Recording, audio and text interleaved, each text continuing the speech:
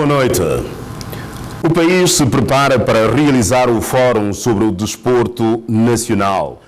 Do evento, poderão sair recomendações que possam sustentar o plano estratégico para o desporto nacional. Isto no ano em que São Tomé e Príncipe participa pela primeira vez e por mérito próprio nos Jogos Olímpicos que se realizam em Tóquio, Japão. Estas e outras questões esta noite na grande entrevista com João Costa Alegre. Aliás, o homem do desporto tem uma licenciatura em Educação Física e Desportos e mestrado em Gestão de Organizações Desportivas. João Costa Alegre já foi secretário de Estado da Juventude e Desporto, é presidente da Federação São Tomense de Canoagem, é presidente da Confederação Internacional da Modalidade, ou seja, canoagem, é o primeiro vice-presidente da Associação dos Comitês Olímpicos Nacionais da África, a CNOA, e dentre muitos outros cargos e funções, é presidente do Comitê Olímpico São Tomense. João Costa Alegre, boa noite. E obrigado por ter acedido ao nosso convite. Boa noite. Eu é que agradeço à TVS pelo facto de me endereçarem o convite para ser o primeiro a estrear o programa. Eu penso que pela primeira vez na história da televisão e possivelmente na história do país que se dá tanta importância ao desporto, porque normalmente o desporto é relegado ao segundo plano, quando já não há mais ninguém, vai-se buscar o desporto. Agradeço pela pertinência, né, de ver o desporto efetivamente como uma atividade social que pode contribuir para o desenvolvimento de São Tomé e Príncipe. Obrigado, Sr. Presidente. Começamos justamente com a sua recondução no cargo de Presidente do Comitê Olímpico São Tomense. Foi difícil e polêmico, reconhece? Eu reconheço que foi polêmico. Polêmico porque foi uma crise, infelizmente, forjada, criada na base de fins políticos, não é? Então acha que a política esteve por detrás de toda essa polêmica? Infelizmente, porque eu posso contar um pouco a história, espero não roubar muito tempo com este assunto, porque eu não gosto de... Para mim, as águas passadas não movem o moinho, mas toda a crise começou quando fui convidado para abandonar o Comitê Olímpico e assumir a pasta de Ministro da Juventude e Esportes no governo anterior a esse 16º governo, e eu disse que não aceitava porque tinha outras funções, exercia outras funções da Lei Fronteira, não podia naquele momento deixar de exercer essas funções e, portanto, assumir a função de Ministro da Juventude e Esportes. Então acha que foi uma retaliação? Eu confirmo que foi uma retaliação, porque só a partir daí é que começou as confusões todas e infringindo, portanto, as leis, portanto, que regem o desporto internacional, portanto, violação de estatuto, violação da Carta Olímpica, só porque o João Costa Alegre não podia continuar naquele cargo e ele tinha que sair de lá. E até posso lhe contar uma peripécia. Quando começou esta crise, eu fui convidado, me aconselharam até a falar com o Primeiro-Ministro, e fui convidado ao gabinete do Primeiro-Ministro, e no corredor, na sala de espera, encontro um presidente da Federação que me disse categoricamente: eu é que estou por trás de tudo isso e só o Primeiro-Ministro, Patrício Trovoada, é que me pode fazer voltar atrás. Ele disse: é? Sim.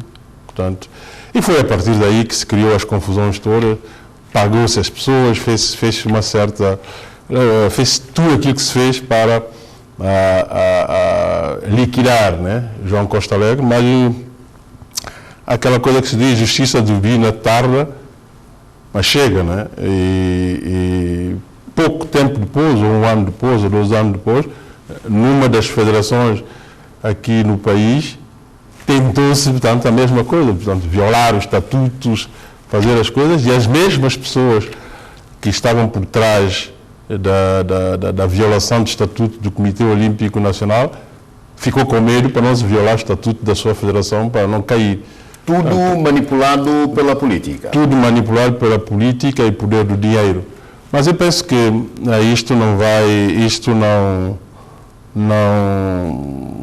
não tenho mágoas dessas pessoas. Mas até que ponto isto abalou a sua vida como profissional?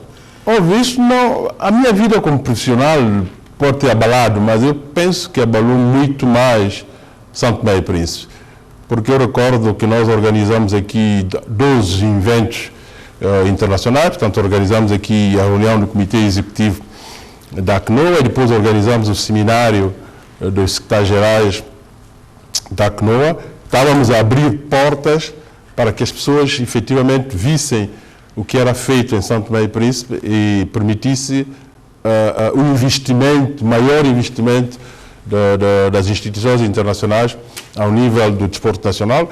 Eu até recordo que um dos funcionários do Comitê Olímpico Internacional que veio cá, quando visitou a sede do Comitê Olímpico de São Tomé e Príncipe, ficaram espantados e disseram: João Costa Alegre, vocês têm uma sede pequena, mas os bons perfumes normalmente vêm em garrafas pequenas. Portanto, estava tudo preparado, tudo organizado para que efetivamente nós pudéssemos beneficiar de programas, apoios e aquilo que nós...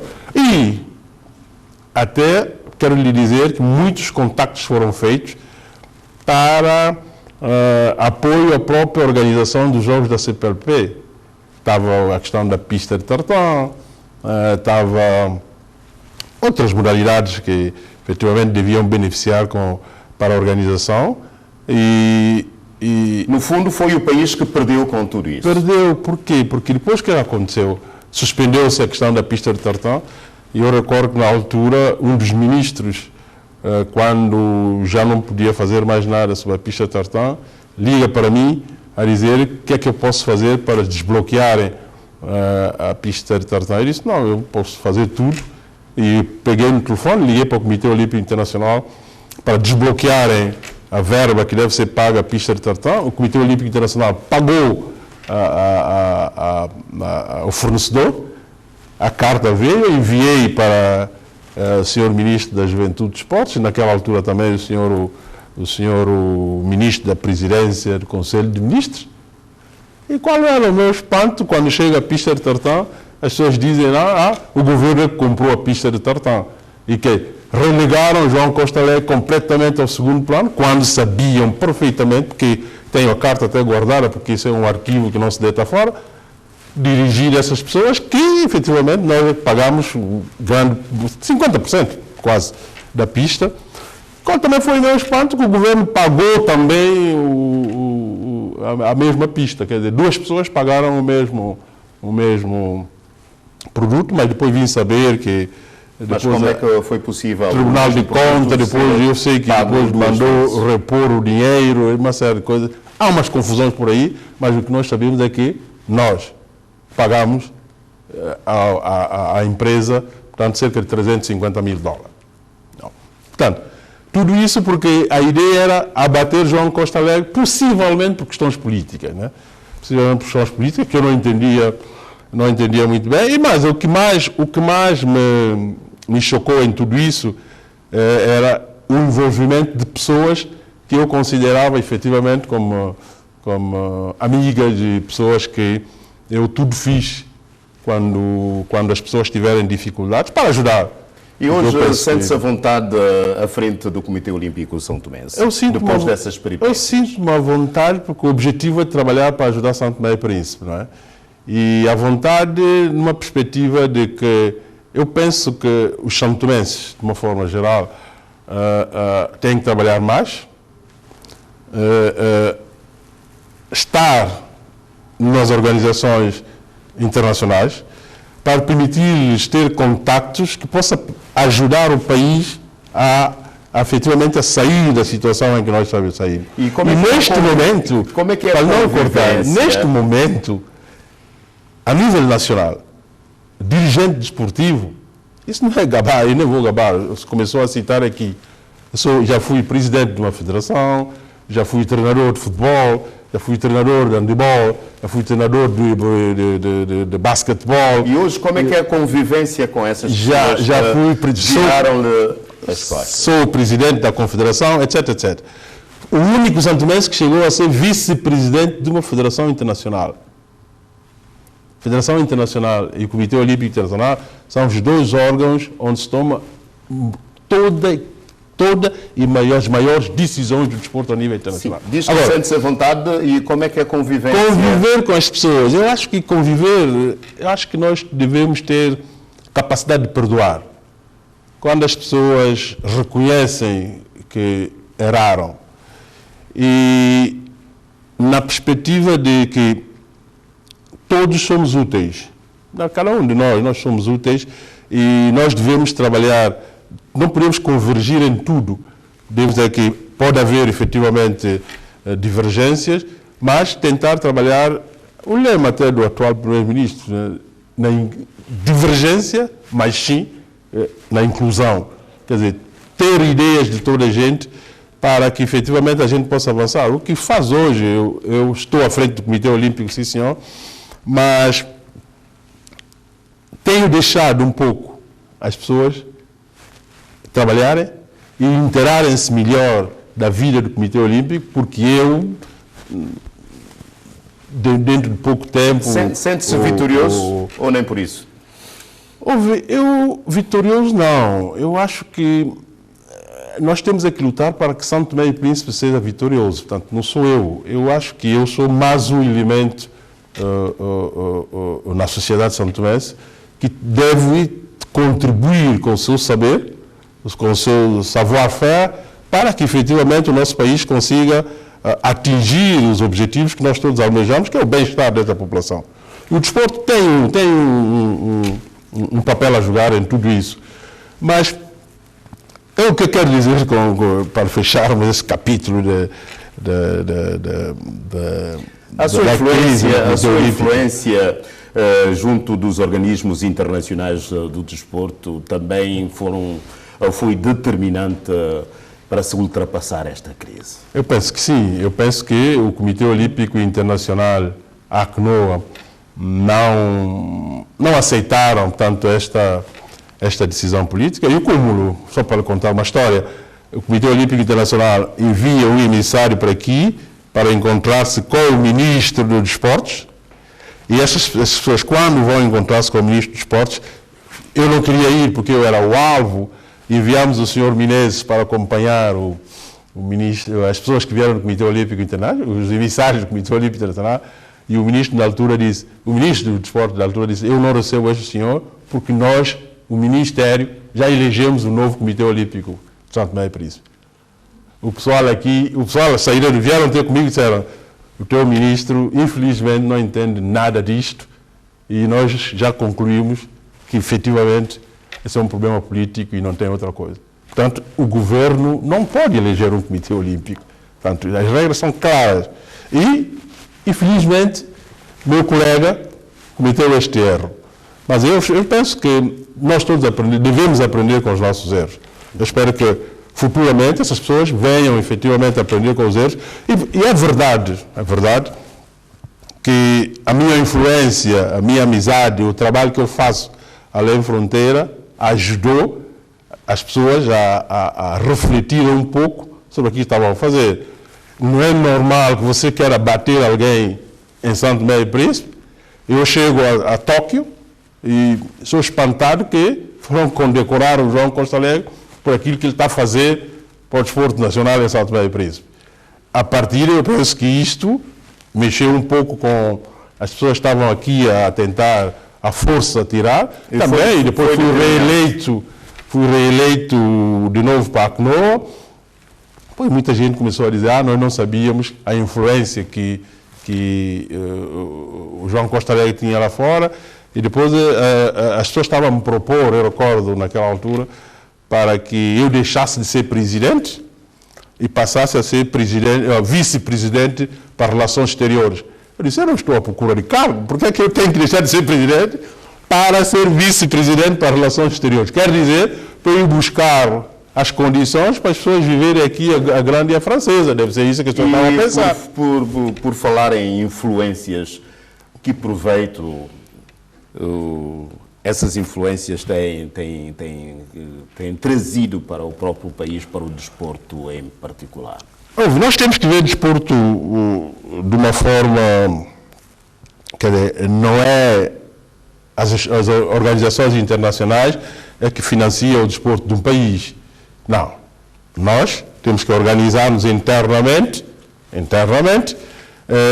cada um assumir a sua responsabilidade, porque cada um de nós que fazemos parte do movimento desportivo ao nível nacional temos a nossa própria responsabilidade, o Estado tem a sua responsabilidade, as federações têm a sua responsabilidade, o Comitê Olímpico tem a sua responsabilidade, e a soma destas responsabilidades é que efetivamente leva-nos a ter o desporto que nós pretendemos. Portanto, se nós não temos o desporto escolar desenvolvido, se nós não temos a aula de educação física bem estruturada, as aulas com professores formados, etc, etc. Se nós não temos as federações que funcionem como deve ser, as federações em São Tomé e Príncipe, por vezes é uma pessoa, duas pessoas. Os clubes, eu falo de clubes, nós não temos clubes de uma pessoa. Portanto, é tudo isso que nós temos que reestruturar. E estruturarmos o desporto que nós pretendemos para São Tomé e Príncipe, porque o desporto pode, pela sua transversalidade, pode ajudar em muita coisa. Nós somos um país... Já lá iremos. Por tudo isso quer dizer que a razão da realização do Fórum do Desporto tem a ver com essa desestruturação que hoje se verifica ao nível do desporto completamente. Nacional. Por quê? Nós somos várias ilhas dentro de uma ilha. Quer dizer, a federação, aquelas federações que recebem algum dinheiro que vem das instituições internacionais, fazem aquilo que quer. Ninguém pode dizer nada, faz aquilo que quer. O Comitê Olímpico tem o seu plano, também faz aquilo que quer. O Estado, porque não tem, também não vou dizer nada. Eu às vezes fico triste, e não é que eu não gosto de futebol. Não é, eu sou benfiquista. Estou a pensar se a minha equipa perdeu ou ganhou. Eu gosto também de futebol. Mas nós temos que ver o futebol como religião. Que toda a gente... É uma coisa que toda a gente pode fazer e toda a gente deve fazer, porque é uma religião. Mas eu pergunto, um país como o nosso, em que nós não temos meios financeiros, temos uma estrutura que recebe mais que o governo. E o governo volta a dar dinheiro a essas pessoas para irem jogar. E jogar que não ganha. Não é? O que é que nós queremos, afinal? Neste caso concreto, o que é que se pretende com este fórum? O que nós pretendemos com esse fórum é que devemos sentar. Graças a Deus, com este governo, nós temos um acordo de colaboração. Colaboração significa nós, depois da minha reeleição, estivemos em Lausanne, com o Comitê Olímpico Internacional, e lá no Comitê Olímpico Internacional nós falamos, explicaram e falaram de tudo, e quando quiseram falar das finanças, não queriam que o ministro estivesse na sala. E eu pedi, não, esse ministro vai estar na sala para saber realmente o que é que existe aqui no Comitê Olímpico Internacional para São Tomé e Príncipe, para que o bolo seja posto em cima da mesa e a gente faça a divisão equitativa em prol do desenvolvimento do desporto nacional. E é o que nós estamos a tentar fazer. Como vê, nós estamos a tentar em conjunto reabilitar a sede do Comitê Olímpico e Instituto da Juventude. Estamos tentando, estivemos em Marrocos, conseguimos juntos pagar as despesas para a deslocação do país a essas competições e outras atividades.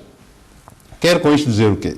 Se nós temos desportos, porque o objetivo de qualquer governo, nós temos que ganhar. Porque para nós sermos vistos, nós temos que ganhar medalhas. Um país que não ganha medalha, ok, nós sabemos que no esporte pode-se participar, tem-se ganhar experiência para, efetivamente, a partir daqui, irmos ganhar medalha. E mas com a realização deste fórum, pretende-se elaborar um plano estratégico para o desporto? É evidente. Nacional. Se nós temos atletas que ganham, que fazem hastear a bandeira nacional, nós não damos nenhum tipo de apoio a estes atletas. Não é? Nenhum. Nós não temos. Nós preferimos dar aquilo que nós temos, o pouco que nós temos, para quem não vai ganhar. Nós temos que sentar e dizer o que é que nós vamos fazer. O que é que nós devemos fazer para que, efetivamente, toda a gente possa beneficiar. E aí, é necessário nós sentarmos à volta de uma mesa e discutirmos sem tabu, falarmos sobre qual é o desporto que nós queremos para São Tomé e Príncipe. Primeiramente. E depois definirmos o que é que nós temos nesse momento. Nós queremos desenvolver o desporto, o que é que nós temos nesse momento? Com quem nós devemos contar para atingirmos o objetivo que nós preconizamos, que é, por exemplo, estar no pódio? Temos técnicos, temos instalações desportivas, temos condições financeiras para aguentar. Por isso, perante tudo isso, em conversa com o Comitê Olímpico Internacional, eu disse, um dos objetivos que eu sempre quis e preconizei é que São Tomé e Príncipe tinha que começar a participar nos Jogos Olímpicos por direito próprio, mérito próprio. Nós começamos a conseguir. Agora, nós começamos a conseguir, nós não podemos deixar morrer. Mas agora eu tenho outro objetivo. Eu não vou ficar só em ir por mérito próprio, não. Eu quero ganhar medalha.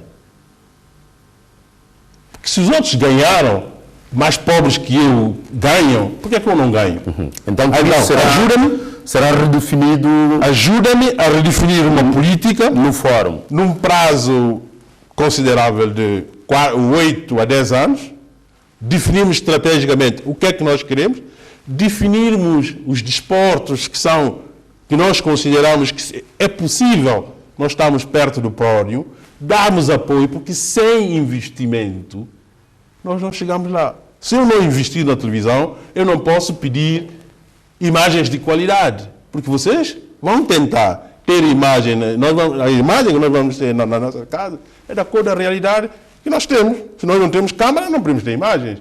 Agora, se nós não investirmos no desporto, numa perspectiva que nós próprios temos que definir, a partida, nós não podemos só estar à espera que quando cai uma medalha, se Deus atirou-nos a mão, cai uma medalha, fazemos uma festa. Então, quer dizer que nós gostamos de ganhar.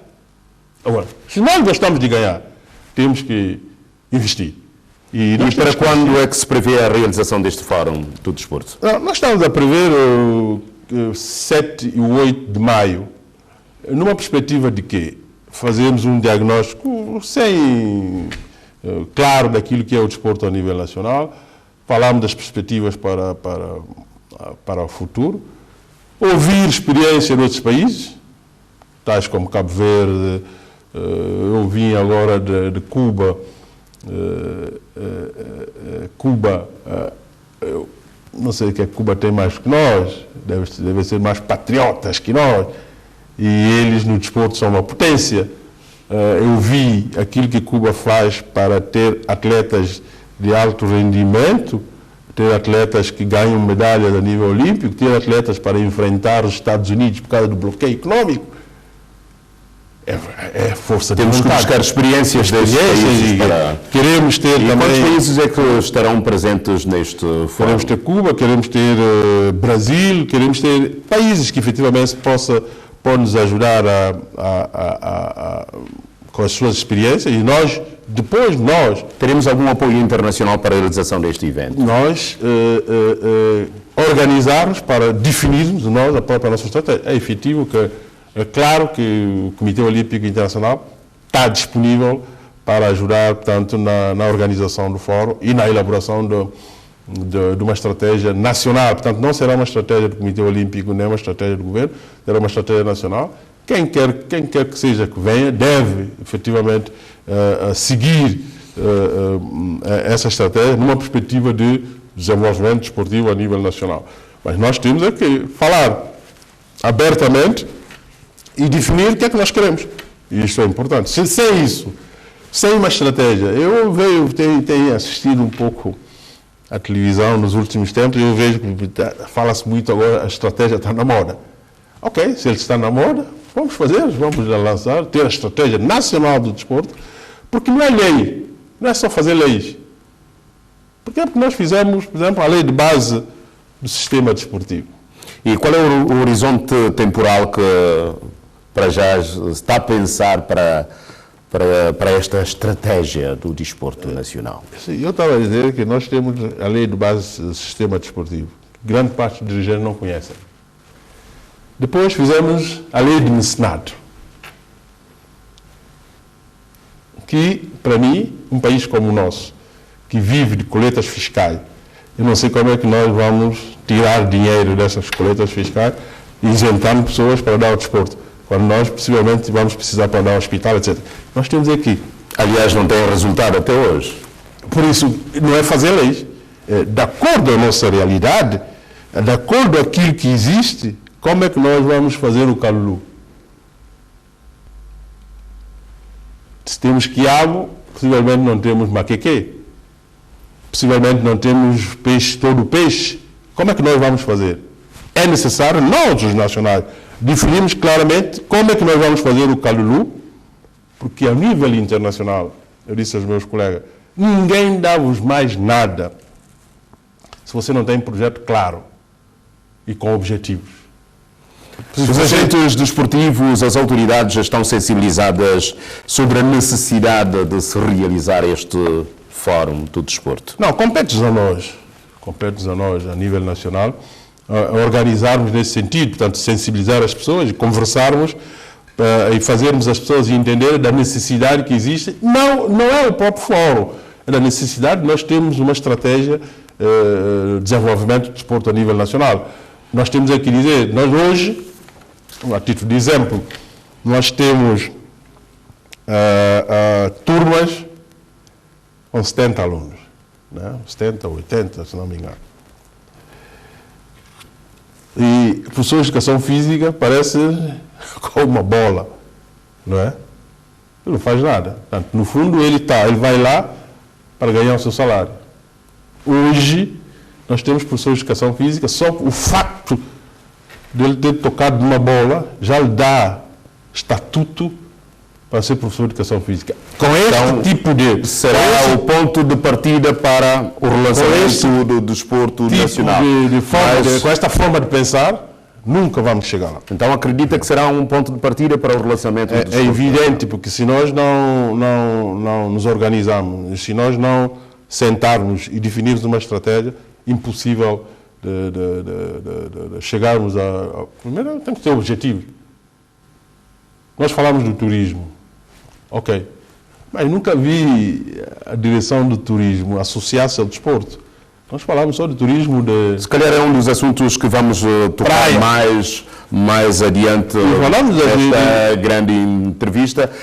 Será uma primeira etapa, a elaboração do plano estratégico, mas uma segunda etapa poderá ser mais difícil, que é o engajamento dos recursos para a implementação das ações que poderão constar do referido plano.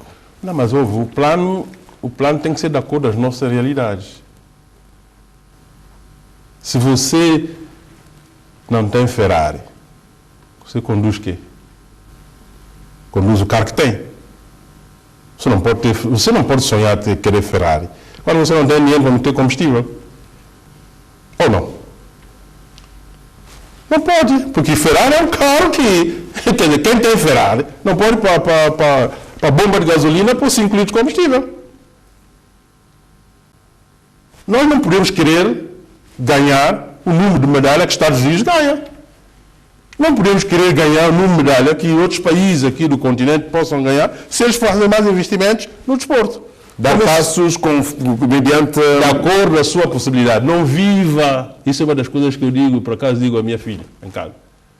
Não viva como o vizinho vive. Tu não sabes como é que o vizinho vai buscar. Se o vizinho rouba, vive de acordo com a tua realidade. Traça os teus planos de acordo com a tua realidade. Não é? E, a partir daí, você está a viver na realidade. O quê? Qual é a realidade do desporto nacional? Temos que definir. Queremos ganhar medalha? Podemos começar com um desporto. Podemos dizer, ok, nosso investimento a partir de agora vai ser, nós temos pista de tartão, vamos ser no atletismo, vamos ser na canoagem, por exemplo. Não é? Vamos investir seriamente para ganharmos medalhas. Eu vi e fiquei espantado. Fui no fim de semana ao Estádio Nacional. Vi o número de pessoas que estavam a praticar o desporto. Eu fiquei espantado, porque é inédito. Porque antigamente o desporto era para burro. Só burro é que faz desporto. As pessoas de educação física eram consideradas pessoas que não tinham aptidão para outras atividades a nível nacional. Mas hoje as pessoas já começaram a compreender. O desporto também pode galvanizar o desenvolvimento de uma sociedade. É necessário nós investirmos nesse sentido. Falamos muito, por exemplo, desporto de saúde, a relação desporto de saúde. Compete-nos a nós saber como é que nós vamos aplicar o desporto para que efetivamente ela beneficie a saúde. Mas isso não pode ser João Costa Alegre a fazer. Porque nós temos que dizer, nós temos que sentar e dizer quanto é que nós estamos a pedir aos nossos parceiros, estamos a gastar com os nossos parceiros ao nível de saúde curativa. Para curar a tensão alta, a diabetes, etc. Não é? Quanto é que nós estamos a gastar e quanto é que nós podemos investir com a prática desportiva para evitar essas doenças. Fazemos a comparação, fazemos a balança e vermos e investirmos. Quanto mais obesos nós tivermos, mais pessoas com diabetes vamos ter, mais pessoas com problema da tensão arterial. E por que nós então preferimos deixar essas pessoas e depois pagarmos para elas irem para lá fora, tromboses, etc, etc. Daí a necessidade temos que fazer um estudo sobre aquilo que nós queremos como desporto. João Costa Alegre, o país está de parabéns, pela primeira vez estará presente nos Jogos Olímpicos, por mérito próprio, justamente através de uma modalidade do qual o senhor é presidente. Qual é o sentimento? Não, o sentimento é de alguém que, bom, primeiramente satisfeito. E dupla satisfação. Por quê? Porque vem num momento, logo depois da crise que abalou Santo Tomé e Príncipe, a nível desportivo, que João Costa Alegre não era bom, já não servia, não é? E é na modalidade dele que se ganha a medalha de ouro e faz hastear a bandeira nacional e tocar e fazer entoar o hino. Quer dizer, para mim é dupla satisfação. Quer dizer, aquela pessoa que não servia é que deu alegria ao povo de Santo Tomé e Príncipe, não é? E outra satisfação é porque nós traçamos uma meta de que nós devíamos ir para os Jogos Olímpicos qualificados e conseguimos. Por quê? Porque nós fizemos algum investimento. Mas não é só a Federação, o Comitê Olímpico fez, nós todos fizemos. Porque eu não posso dizer que é só João Costa Alegre que fez, porque não sou sozinho que treino os atletas. Há o treinador, há tudo isso, há uma série de movimentos que existe à volta do atleta para que ele se qualifique. Ele próprio tem que ter vontade de se qualificar. Mas, para lhe dizer que é dupla satisfação ouvir, eu posso dizer que quando aquilo aconteceu em Marrocos, a alegria era tanta que as lágrimas caíram, dizer, epá. Já agora, como é que está o nível de preparação dos atletas para esses Jogos do Japão? Tóquio, concretamente. Bom, eu não quero... Eu sonho, não é? Eu sonho e... Aí há um ditado que diz, o homem sonha e a obra nasce. E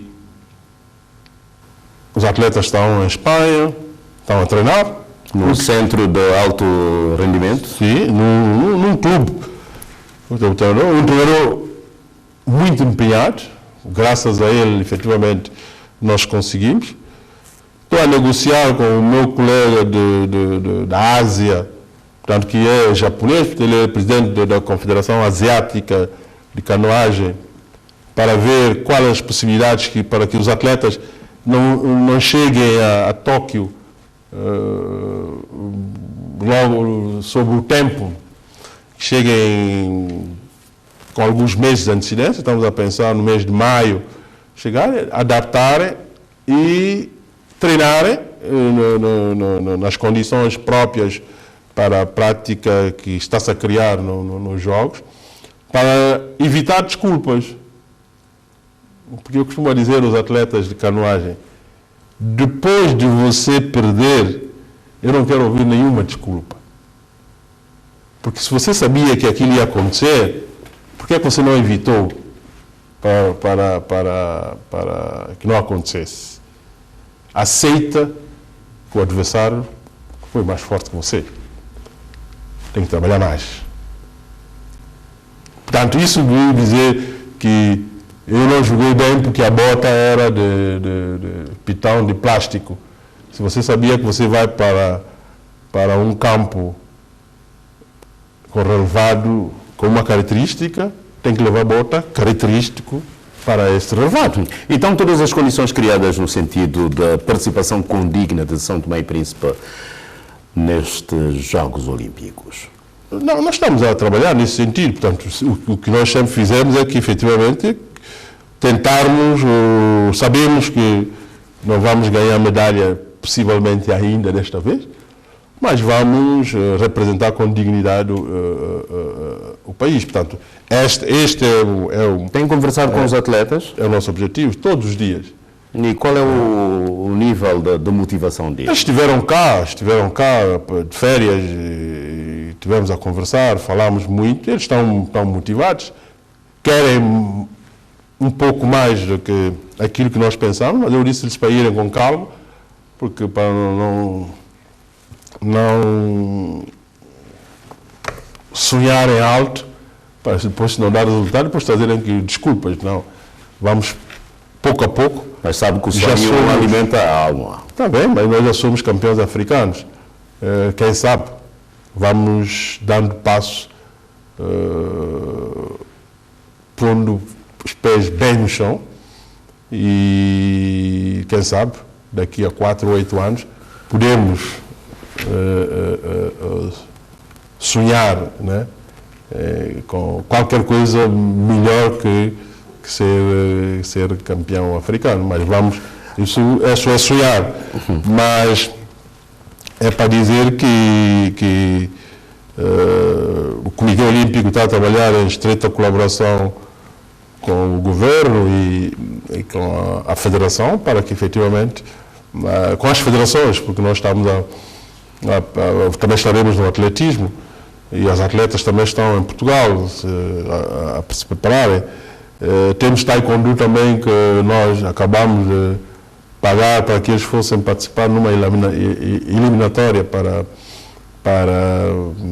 a participação nos Jogos Olímpicos em Marrocos. Esperemos que consigam. Não estou a acompanhar, esperemos que possam conseguir, e assim temos uma delegação um pouco mais alargada. Esse é o nosso objetivo. Senhor Presidente, é um assunto que não depende exclusivamente de São Tomé e Príncipe. Até que ponto o coronavírus pode comprometer a realização destes Jogos Olímpicos de Tóquio, numa altura em que já há mortos registrados? Bom, no Japão, concretamente. Pelas últimas informações que eu tenho do Comitê Olímpico... Ontem as informações davam conta de 3 mortos.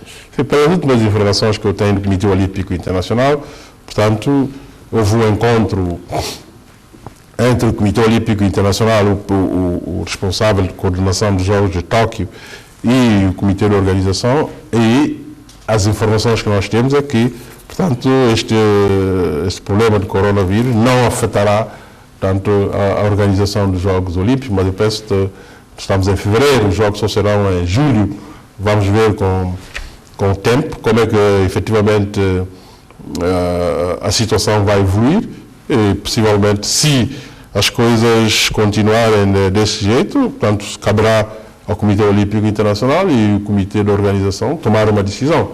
Mas, por enquanto, eu penso que é prematuro nós falarmos de que o problema do coronavírus possa influenciar na organização dos próximos Jogos. Penso que não.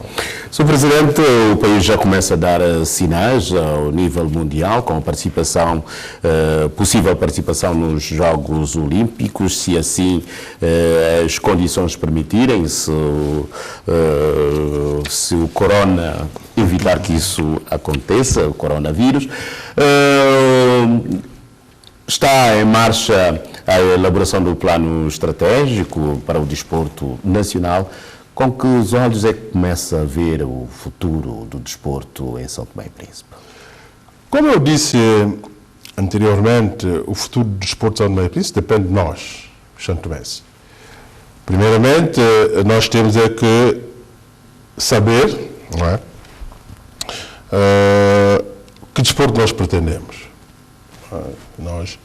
Se nós não definirmos o desporto que nós queremos desenvolver, a partir daí nós não podemos investir. Nós queremos desporto de alta competição, nós queremos priorizar a massificação, nós queremos o desporto como base para... Como conhecedor da matéria, que desporto é que defende para São Tomé e Príncipe, em termos de modalidades? Eu estaria, não vou avançar nesse aspecto, porque senão estaria a avançar, portanto, aquilo que eu gostaria de levar para o fórum, onde nós vamos efetivamente discutir, porque para eu definir o desporto que nós queremos para São Tomé e Príncipe... Mas em algumas ocasiões já defendeu as modalidades individuais. Eu defendo as modalidades individuais porque,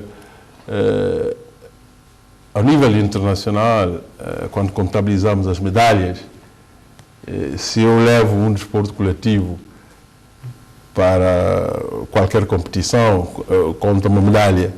Se eu levo desportos individuais, se eu levo 5 atletas de atletismo, e se nós ganhamos 5 medalhas, contam 5 medalhas.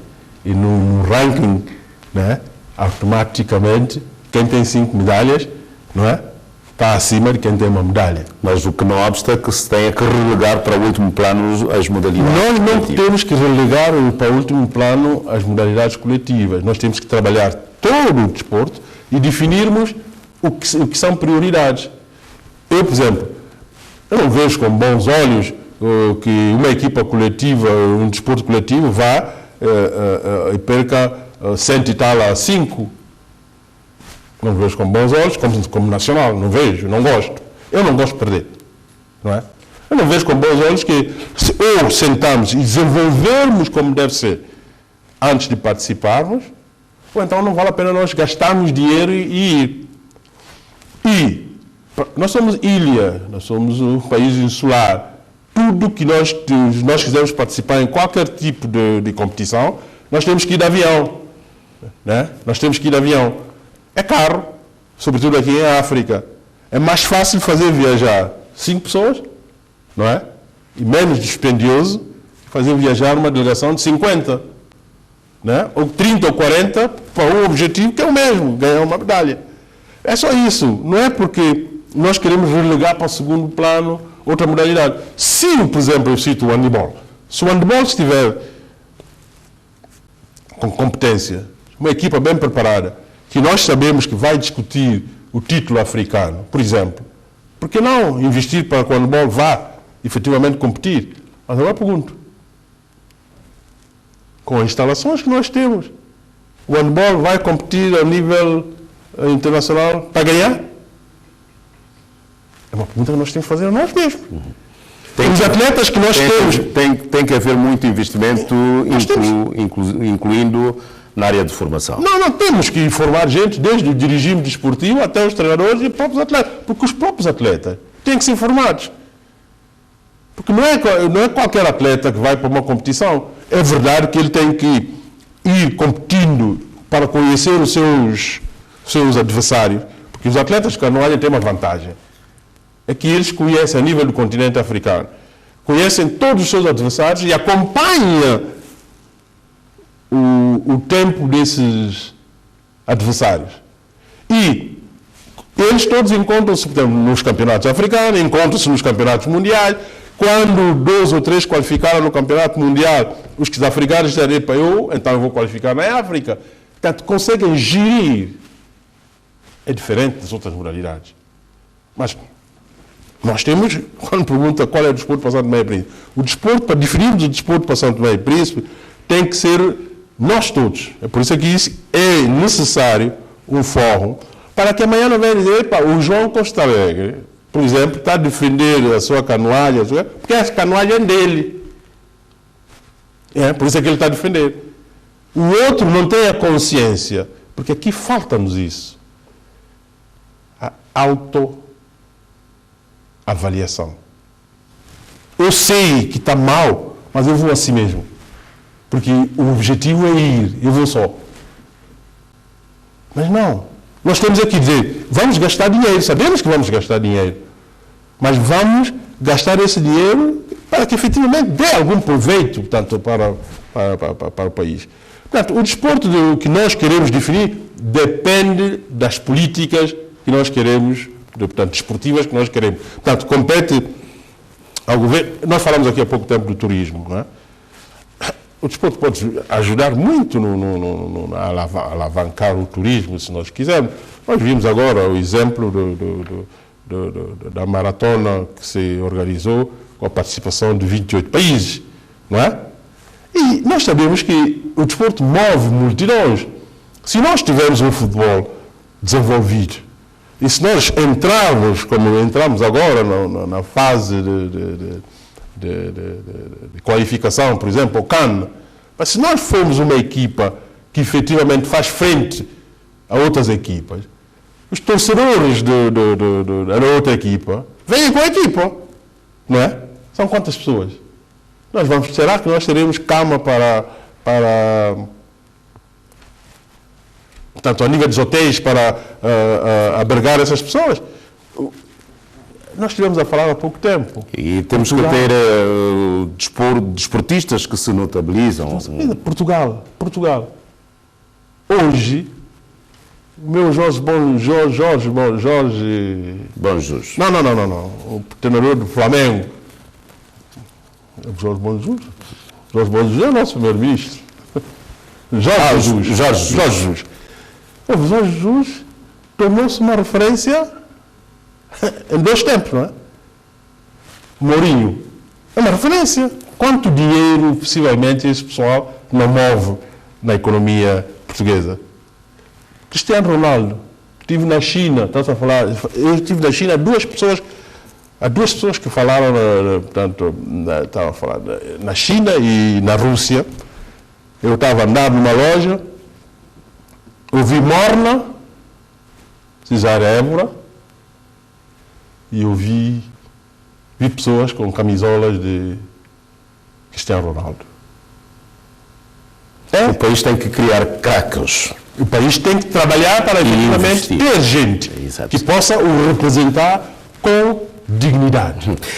Senhor Presidente do Comitê Olímpico São Tomense, é homem de desporto, é também político, aliás, participou ativamente nas últimas eleições que tiveram lugar no país. Como homem também que tem esse lado da política, como é que está a ver o país? Acho que essa é uma questão muito difícil. E acho que o país está bem, apesar das dificuldades. Nós temos é que deixar de falar muito e trabalharmos mais. Nós, os santomenses, trabalhamos pouco. E é necessário organizarmos para definirmos o país que nós queremos. Porque não é só exigir ao outro quando ele está lá. Não. Nós todos devemos dar a nossa contribuição para, efetivamente, fazer arrancar o país. E por causa disso, como é que avalia já agora a prestação do governo liderado pelo primeiro-ministro Jorge Bonzo? Não, eu não tenho capacidade de avaliar o governo. Enquanto cidadão, eu não tenho, eu não tenho capacidade de atento avaliar o governo do primeiro-ministro Jorge Bonzo. Eu gosto de Jorge, não é? Eu gosto por ser uma pessoa séria. É uma pessoa que sabe o que quer. É uma pessoa que não tem nada para se pegar. Não é um homem corrupto, nunca esteve envolvido em atos de corrupção, mas ele sozinho arranca o país. Ele é o chefe do governo, mas todo o resto... Por isso é que eu pergunto como é que avalia todo o resto, cada um tem que fazer a sua parte, para que efetivamente... Acha que as ações até agora têm correspondido às expectativas? Eu penso que sim, porque o governo não pode... Nós não podemos avaliar um governo em um ano. Portanto, nós, a partida não. Depois, sobretudo, quando o governo entra e recebe o país sem saber se nós temos dívida com A, com B ou com C, não sabe nada. Portanto, cada um que saiu levou o dossiê do Estado como se fosse a sua propriedade privada. É isso que nós temos que acabar com ele, nós temos que definir claramente o que é que nós queremos para esse país. Você foi para ministro, sim senhor, foi para ministro, mas tudo aquilo que você faz, tem que deixar lá para o outro quando vem, saber o que é que você fez, porque chamar a continuidade de Estado. Não é que cada vez quando você sai, você carrega o dossiê e leva para a tua casa como se fosse a tua propriedade privada.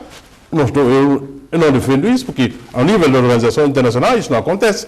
Você tem que, trabalhou, deixou o dossiê, você tem que deixar o dossiê para que o outro, quando vem, e prestar conta. Possa perseguir e prestar conta. Eu pessoalmente acho que o governo está no bom caminho. Deve continuar, deve trabalhar, mas nós todos temos que trabalhar. Nós temos todos que ajudar. Cada um de nós temos que fazer o nosso melhor para, efetivamente, ajudar o governo. E o que eu digo é que o governo não deve desistir. Não deve desistir só porque alguém disse, só porque alguém diz que não vai conseguir, toda essa gente que diz que não vai conseguir. Há vozes que dizem que este ano será determinante para o país, também para o próprio governo. Há possibilidades de arranque de alguns projetos estruturantes. Estou a falar de Porto, do aeroporto, e também a possibilidade, sobretudo, da própria extração do petróleo. Como é que vê essas possibilidades? Como é que avalia essas possibilidades para o futuro do próprio país? Eu gostaria de dizer o seguinte, é que nós só fazemos história se nós quisermos. Se nós quisermos e se nós estivermos estruturados para fazer história. Por quê? Porque possivelmente deve ser por isso que existem muitas críticas, porque as pessoas estão a pensar que vai cair o petróleo, vai haver muita riqueza, que uma meia dúzia vai beneficiar, o povo não beneficiar. Mas eu acho que nós temos que estruturar o país. Estruturar o país à espera que efetivamente essas riquezas possam vir e ajudar-nos a arrancar. Porque há muitos países que tiveram petróleo e tiveram muitas riquezas que não evoluíram. Portanto, compete-nos a nós definirmos com clareza o que é que nós pretendemos. Eu às vezes digo que eu às vezes fico triste para quem que viaja pelo mundo fora e vê lá fora. Eu às vezes pergunto, os nossos dirigentes, quando vão lá fora, andam de óculos escuros, ficam cegos. Porque se eu, o que vejo lá fora, faço um bocado na minha área, não é? O outro também que vê lá fora faz um bocado. É assim que nós estruturamos o país. Quer dizer, cada um vai fazendo um bocado, porque não compete ao Estado fazer tudo. Onde é que está o setor privado? É verdade que as pessoas dizem que está descapitalizado, não tem, mas acho que cada um de nós devemos assumir as nossas responsabilidades e trabalharmos mais. Trabalharmos mais para que a economia, efetivamente, seja uma economia que possa sustentar as nossas necessidades. Portanto, nós somos um país que nós não podemos estar a viver permanentemente. No fundo, fazemos festa com o dinheiro do outro. Nós temos que começar a fazer festa, preparar a festa com o nosso dinheiro. Devemos trabalhar para preparar a festa. Agora, não podemos querer fazer festa com o dinheiro do outro. Temos por hábito isto. Não. Nós temos que começar a produzir. Nós produzimos, nós temos que perguntar a nós mesmos. São Tomé e Príncipe produz para comer. Bolsa, estás aqui, ganhas 1000 dobras, não é? Queres viver como quem ganha 50 mil. Onde é que você vai tirar 49? Tens de trabalhar. João Costa Alegre, recentemente um grupo de deputados da bancada do ADI, não é, pediu a cabeça do presidente da Assembleia Nacional. É uma petição que foi chumbada. Quero fazer algum comentário à volta disto? Sinceramente, eu pensava que vinha aqui para falar mais do desporto nacional. Mas, quer dizer, eu nunca fui deputado, mas é uma coisa que eu tenho na alma e vou dizer. É que nós temos os políticos que nós próprios criamos. E nós estamos num país em que toda a gente pode ser ministro, toda a gente pode ser deputado, toda a gente pode ser presidente da República. Quer isto dizer que nós banalizamos os cargos políticos, não é? E nós temos é que criar perfil para as pessoas exercerem cargos políticos.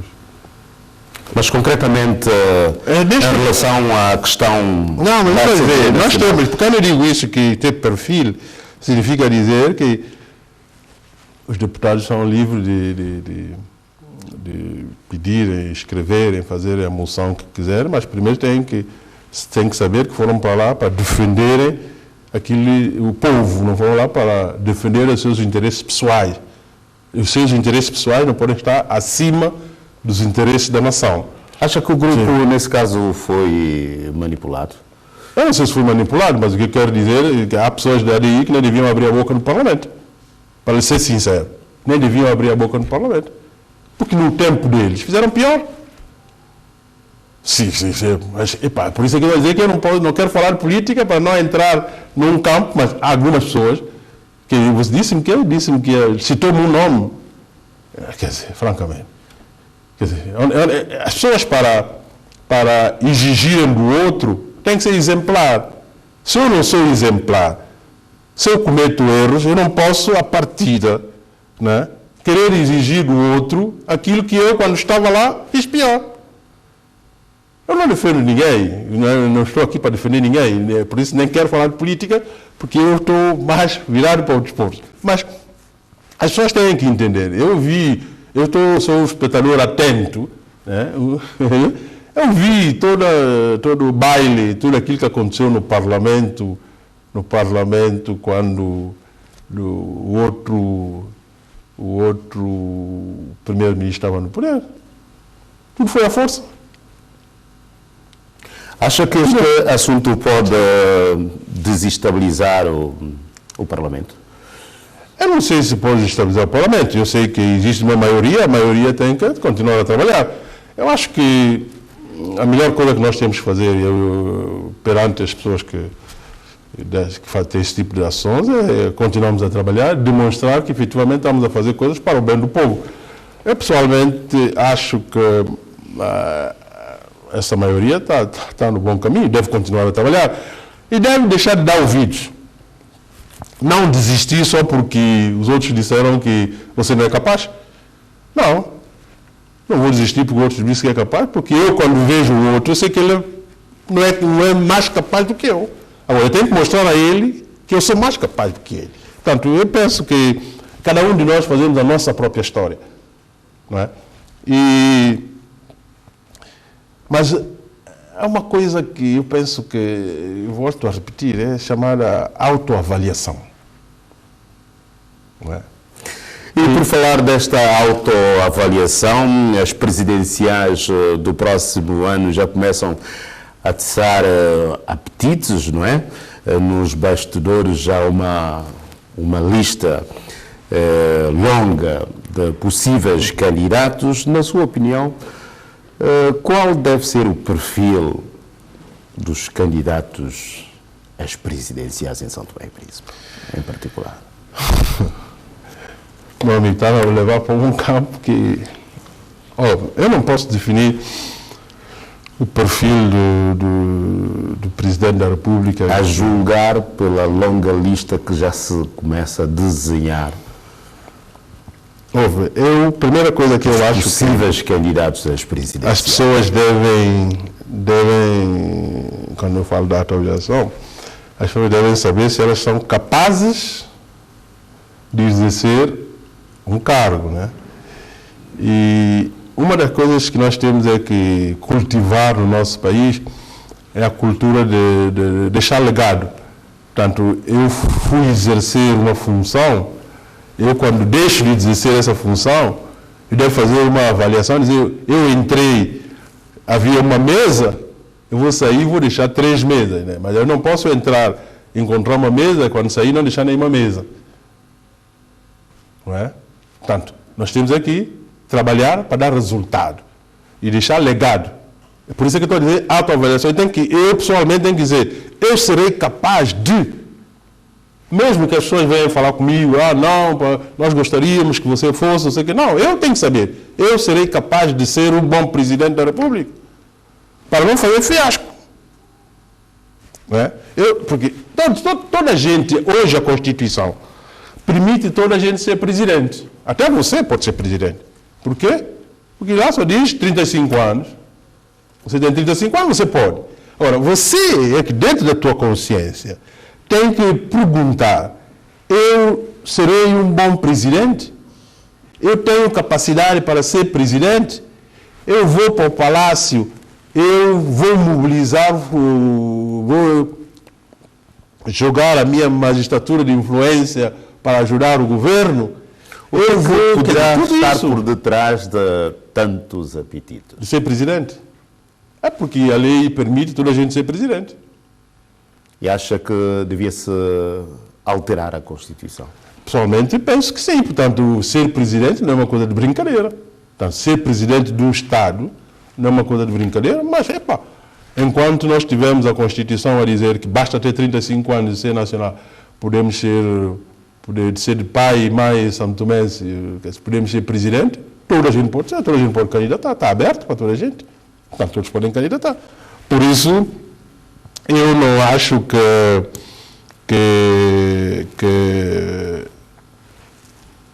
essa vontade de toda a gente querer ser presidente, pode ser que lá haja alguma coisa que exista que eu não conheço. Porque eu já trabalhei na presidência e não sei o que é que lá tem de especial que toda a gente quer ser presidente. Pode ser seguramente só por causa de escolta e não sei. Francamente eu não sei. Por isso vamos falar do desporto, porque de política eu não gostaria de falar. Mas eu quero aproveitar essa oportunidade para dizer uma coisa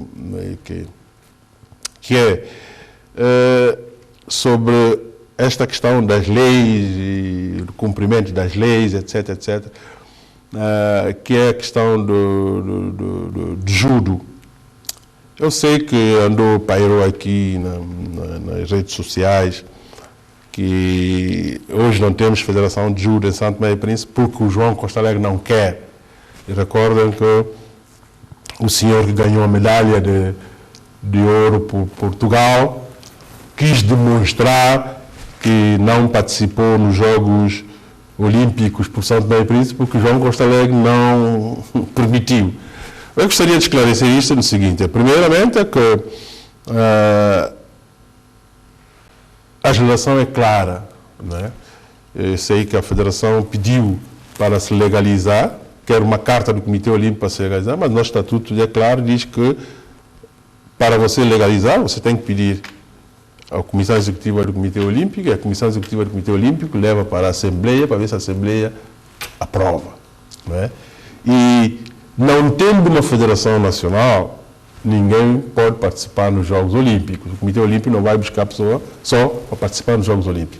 E outra questão é que, por exemplo, agora nós estamos com um problema, que existe um atleta que de judo, parece que está no Benfica, que quem contacta o Comitê Olímpico é um treinador, né? A pedir que o treinador e que nós enviem, que a gente deve enviar uma carta à Federação Internacional para legalizar a nossa Federação Nacional.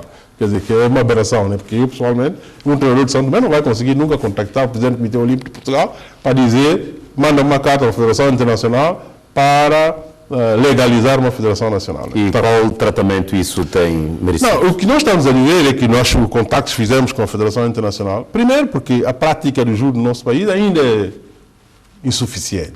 Então, nós falamos tanto com a Confederação Africana como a Federação Internacional para permitir a atleta competir em nome de São Tomé e Príncipe, sob a bandeira da Federação Internacional, para permitir depois que a Federação Internacional e a Confederação possa ajudar o país, né, com materiais, formação, etc., para alargar o seu leque de prática e permitindo assim que, efetivamente, a Federação possa gozar de algum privilégio junto da Federação Internacional. É esse, tanto, expediente que nós estamos a fazer, mas eu gostaria, efetivamente, de esclarecer isto, porque, como falou aqui, que nas redes sociais, os adversários, né, que efetivamente querem só atacar e não outra coisa, pegam nisso e querem fazer política com isto. Portanto, eu penso que tudo não é para se fazer política e tanto a nível desportivo, evitemos de estar tanto a falar de coisas que nós não sabemos. E, infelizmente, neste país, toda a gente sabe de desporto. Estamos já mesmo no fim do nosso programa.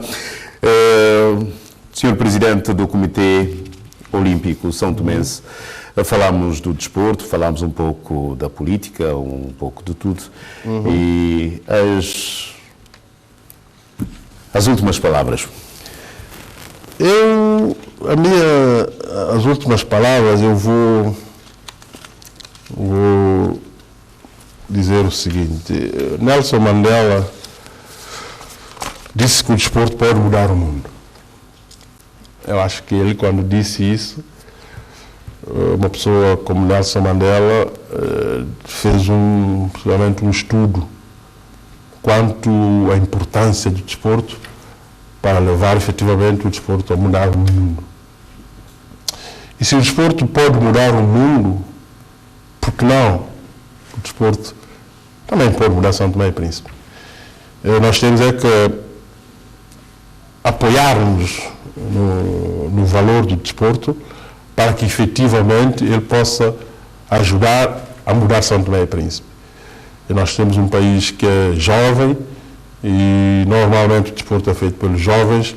É necessário que a gente estude e veja como usar efetivamente o desporto, utilizar o desporto para que ele possa nos ajudar a transformar tanto São Tomé e Príncipe, sobretudo pela sua transversalidade, não é? O desporto bem organizado, nós podemos resolver problemas de emprego, portanto, quantas pessoas de educação física não vamos precisar? Muitos.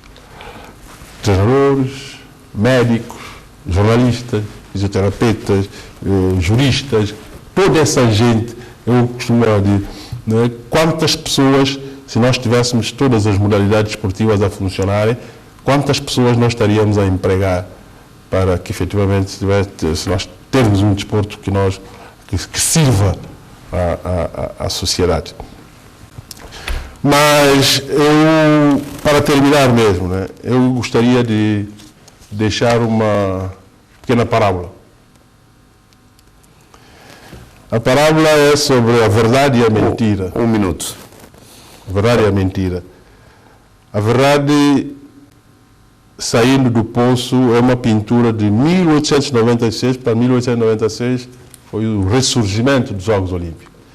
Portanto, da autoria de um escultor e pintor francês, que diz o seguinte: um belo dia a verdade e a mentira se encontraram.